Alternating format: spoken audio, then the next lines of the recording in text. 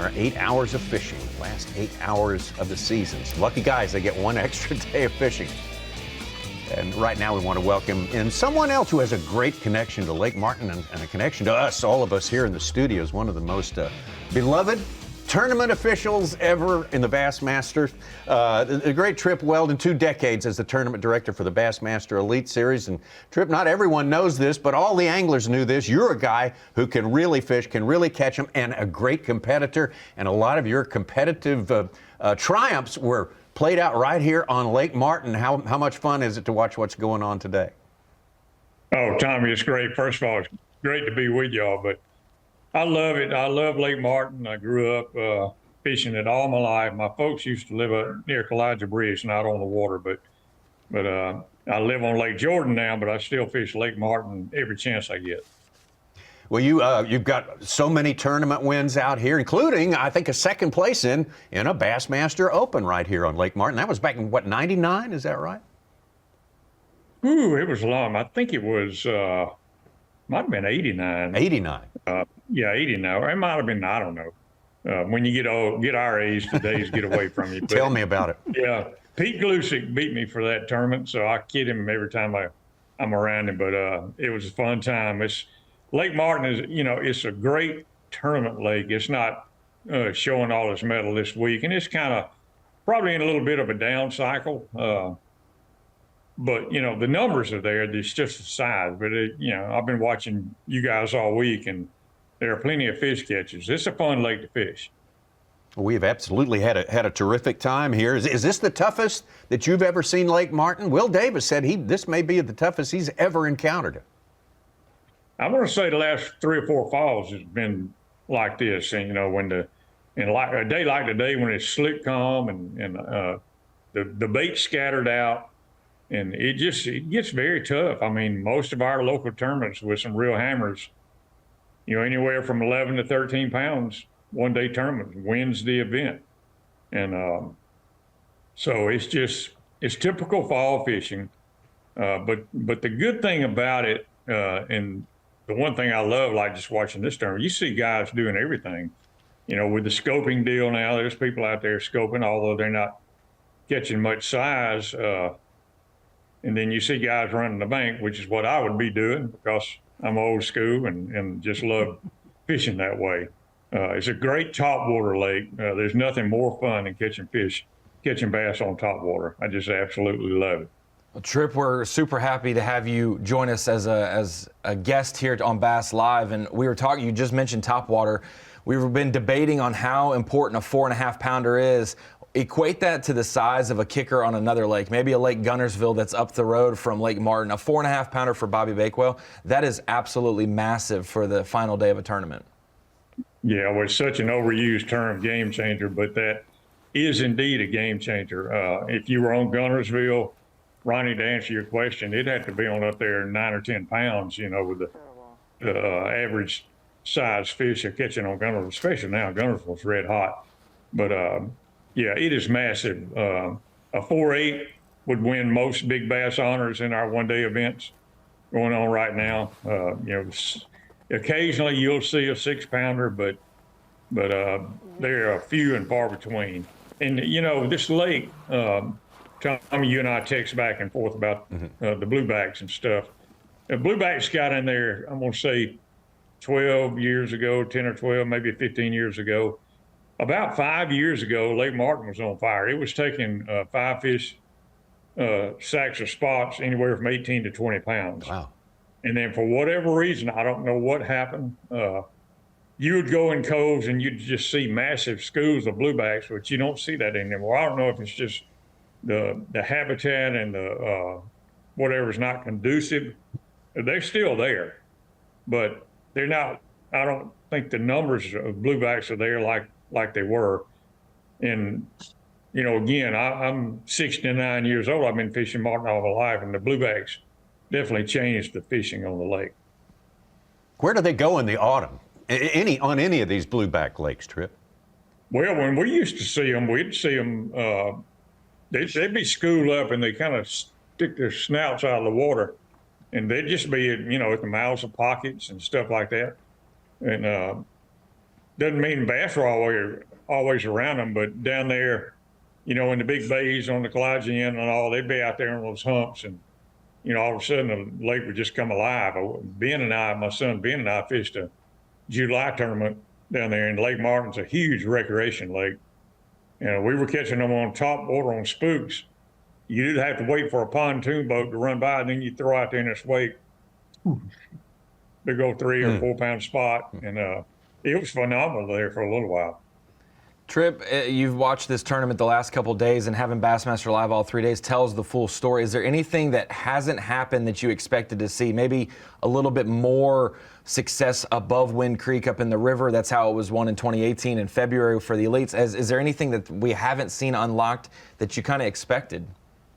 That's exactly it, Ronnie. I was surprised that someone didn't get that upriver deal going. You know, it's you really have to know it. I can tell you one guy that all you guys know, Shay Baker, knows it as well as anybody. And Shay catches some big fish up there. You gotta, it's all a timing thing and knowing where to go. But I am a little surprised that that didn't play. Because this time of year, really on any river or lake you're on, you're running up creeks, you're running up rivers. The water's, you know, a good color, pretty stable. They get some moving water up there. So, yeah, I'm a little surprised at that. Trip, you know, I'm sure you've noticed, you've been watching this tournament. You know, we got the great Bill Lowen with us. And Bill's a good guy to have at this tournament because he's a guy who appreciates the value of grinder tournaments where it's real. We're not trying to catch 6 and 7 pounders in order to make a difference. We're trying to just get what we can get. And through your career, your great career, as we say, more than 2 decades as tournament director for the Elite Series, which kind of tournament really kind of got your attention most? Those big bass beatdowns or the real tough, real grinder tournaments? Oh, golly, Tommy, both of them. The beatdowns worked me to death, you know, lifting fish on the scales, and you're lifting them twice. But the grinders are fun. Yeah, Bill, it's good to see you. And I think about guys like Bill that grew up fishing the Ohio River. They are born grinders. I mean, they're fishing what, Bill, 6-7 bites a day. Absolutely, that weigh 5 or 6 pounds. Yeah, on the Ohio River. So I've always admired those guys. And but you know, Lake Martin right now is a numbers game, and you're seeing these guys like right here. That's a pretty good spot. That's Josh Butler, isn't it? That's a pretty good spot. So I don't know. They're all fun to watch when they're catching fish. Especially when I love it when they're, you know, old school, top water and stuff like that. To me, you just can't beat it. Who's the best ever that you ever saw? You've probably fished here 40 years. Who's the best ever on Lake Martin? Ooh, I don't know. You got Marty Giddens right now is as good as anyone. Marty fished a classic through the Federation. Chad Miller. My old fishing partner, Chris Ingram, was as good as anyone. You know, I like to say that at one time I could hang with most of them. I can't do that anymore, but there are a lot of good fishermen. There are a lot of good hammers on this lake. Trip, I got a question that's a little more sentimental. All fathers are proud of their sons, and for you to see your sons have such great careers in their fields, but to see Hank step up from taking the college series over, now leading the Opens well. You were at the weigh-in yesterday. That's got to be a joyous thing to see your son follow in your footsteps and also carry the torch to the highest standard that you set. It is, Ronnie. Yes, Mary and I attended the weigh-in yesterday, and we're very proud of Hank. You know, he's his own man. He has to do his own thing, but I'm going to brag on him. I think he does a wonderful job. I think he does a great job emceeing. I know he works hard. He pours his passion into it. And, you know, the thing with Hank is he knows the history of the sport. I mean, being around me all these years and stuff. So he's doing a good job. I'm proud of him. Very proud of him. We are. We're very appreciative of Hank. He does so many jobs, and he does them so very well. Okay, now we come to the time, Trip. We would never ask you to do this back in the days where you were in charge of the tournaments. Make predictions. You couldn't show even a hint of favoritism, but right now we got Will Davis on top by 5 ounces ahead of Josh Butler. Yui Aoki, as a man, moved into third place, and Bobby Bakewell. All those 4 are within inside of 3 pounds of each other. So looking at the way it stands right now, with a lot of fishing left to go in our day, who's going to be your pick to win this final event of the Opens this year?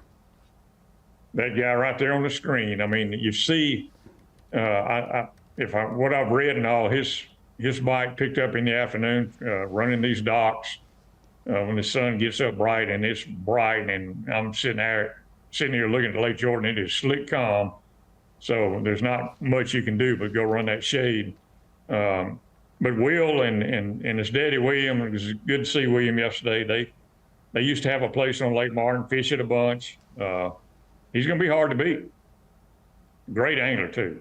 Great young angler. Ronnie ran down his accomplishments over the past 2 or 3 years. Championships, nation victories on Smith. If we fish Bassmaster enough in the state of Alabama, Will Davis will have won an important tournament on every Alabama lake we visit. He has done so well already. Well, I was thinking this morning about Easton Fothergill and what he has done. His resume is just unbelievable. Winning the college bracket, and then winning 2 Opens, winning this AOI title.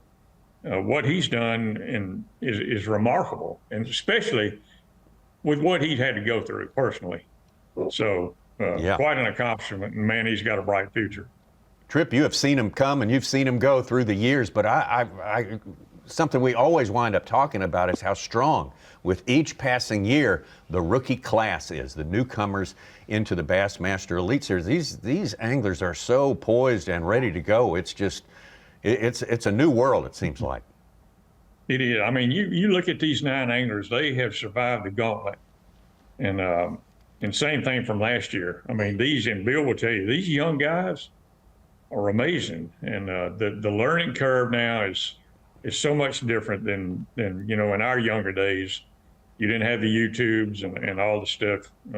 You had Bassmaster and Bass Times and a few other things. That was about it. But these guys are good. They are really, really good, and we're going to see some new superstars in the world of professional bass fishing.